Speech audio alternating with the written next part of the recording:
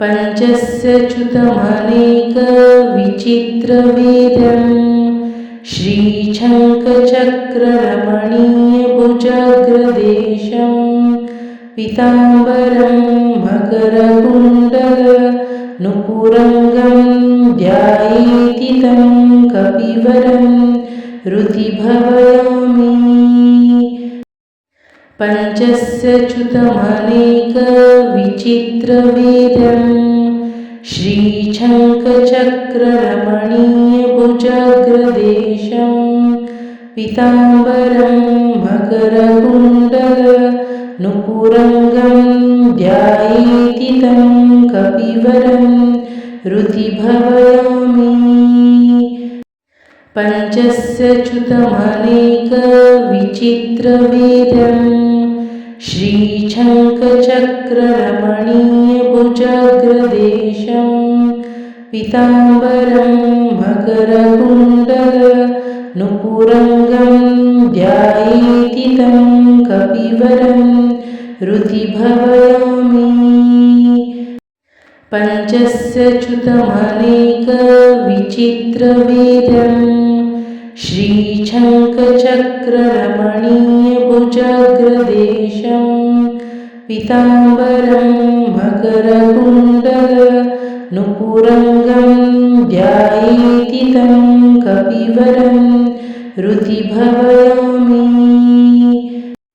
पञ्चस्यच्युतमनेकविचित्रवीर्यं श्रीशङ्खचक्ररमणीयभुजग्रदेशं पीताम्बरं मकरकुण्डलनुपुरङ्गं ध्यायेति तं कपिवरं हृदि भावयामि।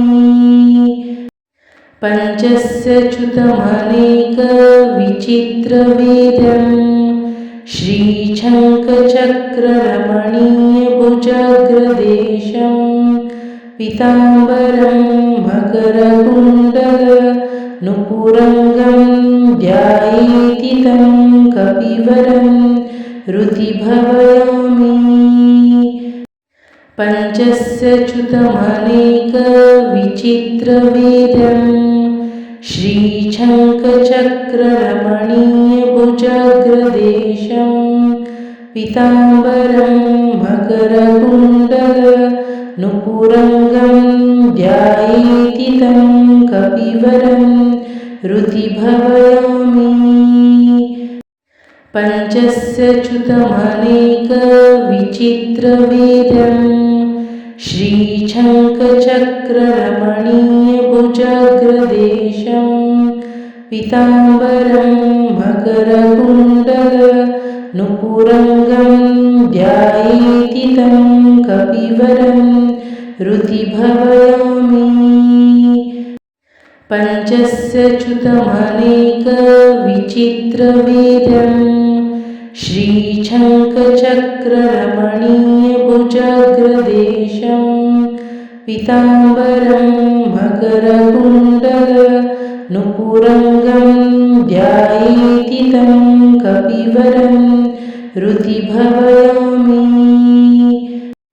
पञ्चस्यच्युतमनेकविचित्रवीर्यं श्रीशङ्खचक्ररमणीयभुजग्रदेशं पीताम्बरं मकरकुण्डलनुपुरङ्गं ध्यायेति तं कपिवरं हृदि भावयामि। पञ्चस्यच्युतमनेकविचित्रवीर्यं श्रीशङ्खचक्ररमणीयभुजग्रदेशं पीताम्बरं मकरकुण्डलनुपुरङ्गं ध्यायेति तं कपिवरं हृदि भावयामि।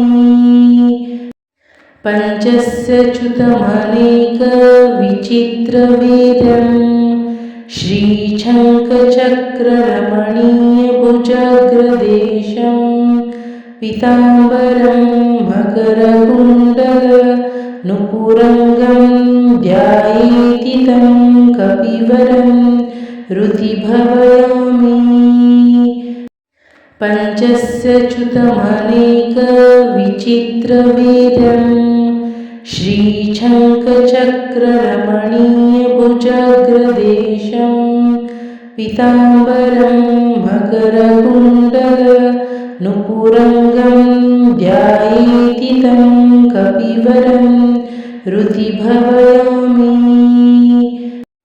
पञ्चस्य च्युतमनेकविचित्रवीर्यम् श्रीशङ्खचक्ररमणीयभुजग्रदेशं पीताम्बरं मकरकुण्डलनुपुरङ्गं ध्यायेति तं कपिवरं हृदि भावयामि। पञ्चस्य च्युतमनेकविचित्रवीर्यम् श्रीशङ्खचक्ररमणीयभुजग्रदेशं पीताम्बरं मकरकुण्डलनुपुरङ्गं ध्यायेति तं कपिवरं हृदि भावयामि। पञ्चस्य च्युतमनेकविचित्रवीर्यम् श्रीशङ्खचक्ररमणीयभुजग्रदेशं पीताम्बरं मकरकुण्डलनुपुरङ्गं ध्यायेति तं कपिवरं हृदि भावयामि। पञ्चस्य च्युतमनेकविचित्रवीर्यम् श्रीशङ्खचक्ररमणीयभुजग्रदेशं पीताम्बरं मकरकुण्डलनुपुरङ्गं ध्यायेति तं कपिवरं हृदि भावयामि।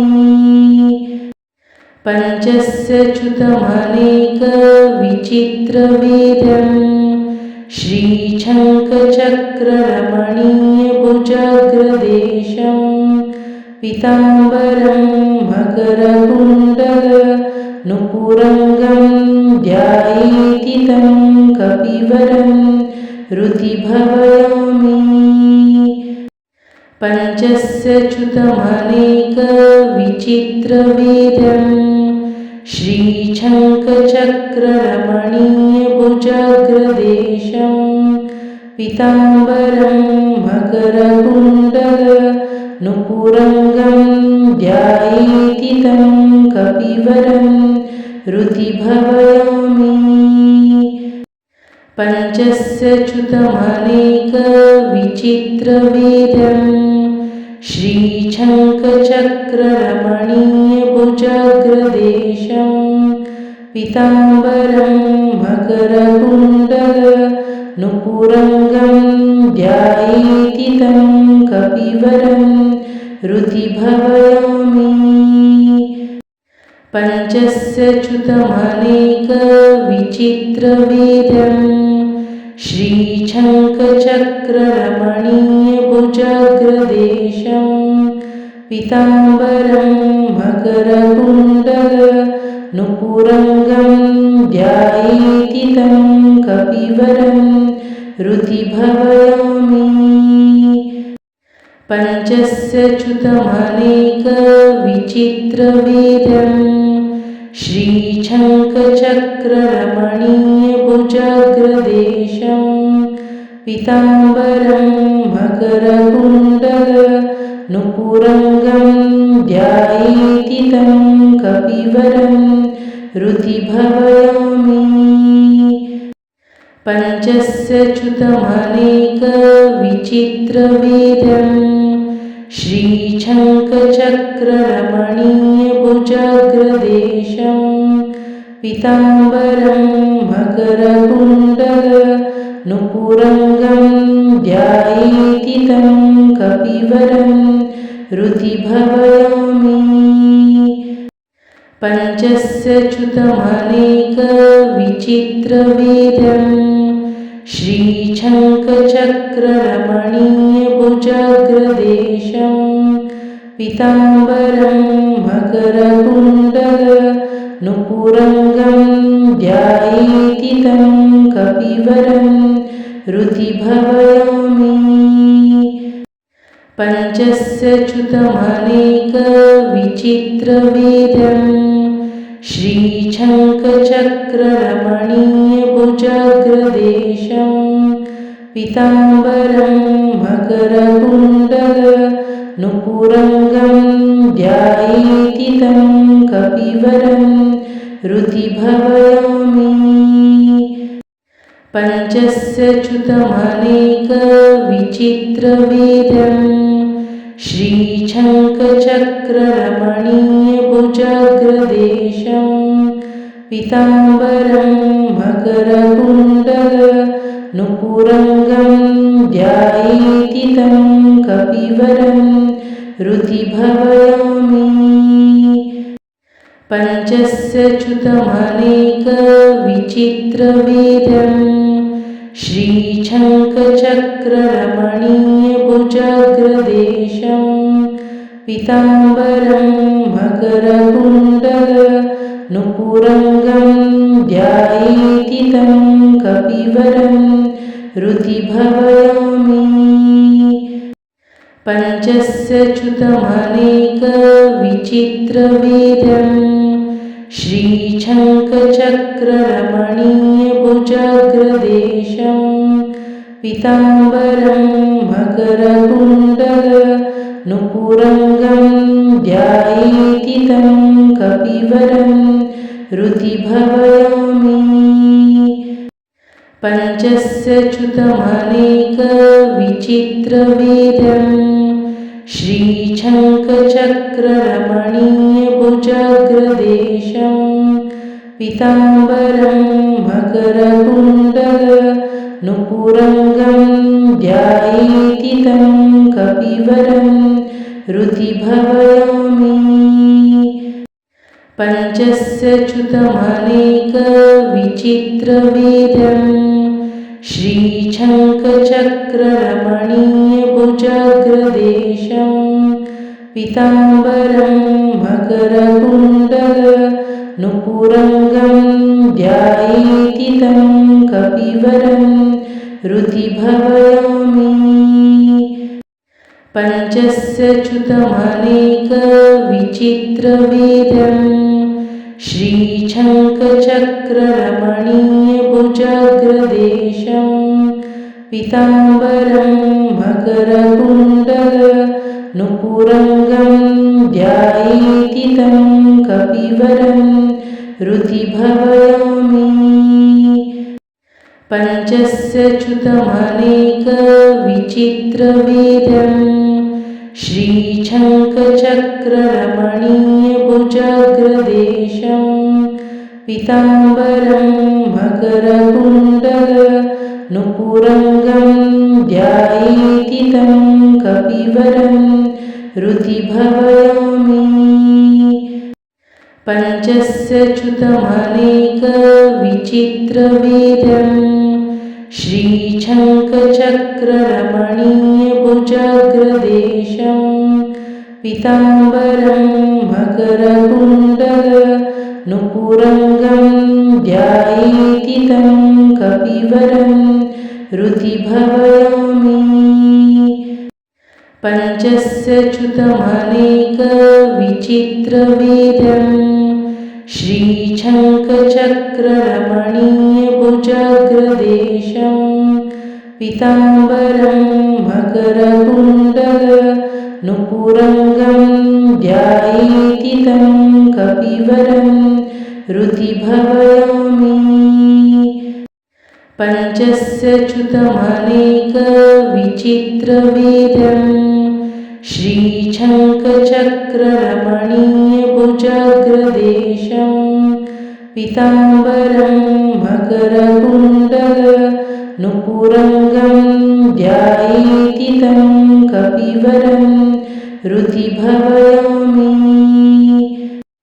पञ्चस्य च्युतमनेकविचित्रवीर्यं श्रीशङ्खचक्ररमणीयभुजग्रदेशं पीताम्बरं मकरकुण्डलनुपुरङ्गं ध्यायेति तं कपिवरं हृदि भावयामि। पञ्चस्य च्युतमनेकविचित्रवीर्यं श्रीशङ्खचक्ररमणीयभुजग्रदेशं पीताम्बरं मकरकुण्डलनुपुरङ्गं ध्यायेति तं कपिवरं हृदि भावयामि। पञ्चस्य च्युतमनेकविचित्रवीर्यं श्रीशङ्खचक्ररमणीयभुजग्रदेशं पीताम्बरं मकरकुण्डलनुपुरङ्गं ध्यायेति तं कपिवरं हृदि भावयामि। पञ्चस्य च्युतमनेकविचित्रवीर्यं श्रीशङ्खचक्ररमणीयभुजग्रदेशं पीताम्बरं मकरकुण्डलनुपुरङ्गं ध्यायेति तं कपिवरं हृदि भावयामि। पञ्चस्य च्युतमनेकविचित्रवीर्यं श्रीशङ्खचक्ररमणीयभुजग्रदेशं पीताम्बरं मकरकुण्डलनुपुरङ्गं ध्यायेति तं कपिवरं हृदि भावयामि। पञ्चस्य च्युतमनेकविचित्रवीर्यं श्रीशङ्खचक्ररमणीयभुजग्रदेशं पीताम्बरं मकरकुण्डलनुपुरङ्गं ध्यायेति तं कपिवरं हृदि भावयामि। पञ्चस्य च्युतमनेकविचित्रवीर्यं श्रीशङ्खचक्ररमणीयभुजग्रदेशं पीताम्बरं मकरकुण्डलनुपुरङ्गं ध्यायेति तं कपिवरं हृदि भावयामि। पञ्चस्य च्युतमनेकविचित्रवीर्यं श्रीशङ्खचक्ररमणीयभुजग्रदेशं पीताम्बरं मकरकुण्डलनुपुरङ्गं ध्यायेति तं कपिवरं हृदि भावयामि। पञ्चस्य च्युतमनेकविचित्रवीर्यं श्रीशङ्खचक्ररमणीयभुजग्रदेशं पीताम्बरं मकरकुण्डलनुपुरङ्गं ध्यायेति तं कपिवरं हृदि भावयामि।